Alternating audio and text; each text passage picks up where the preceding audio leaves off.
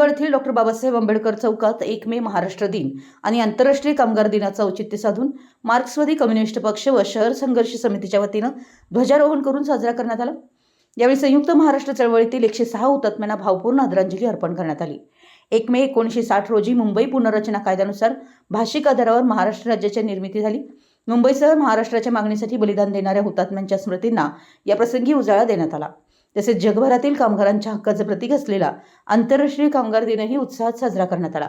यावेळी शहर संघर्ष समितीचे अध्यक्ष Shahir Awale, comrade Kashinath Shikalgar, comrade Meena Tambade, comrade Vinayak Lokhande, comrade Mahadev Bhandare, comrade Shyam Shikalgar, Raju Devkate, Bharat Pattekari, Deepak Bhui, Sardar शेडबाळे, Suresh माळी, दत्ता हल्याळे, बाळू लोंढे, शिवाजी तावदारे, रमजान तहसीलदार, अफजल आंबी, काबिद मुजावर आदी उपस्थित होते।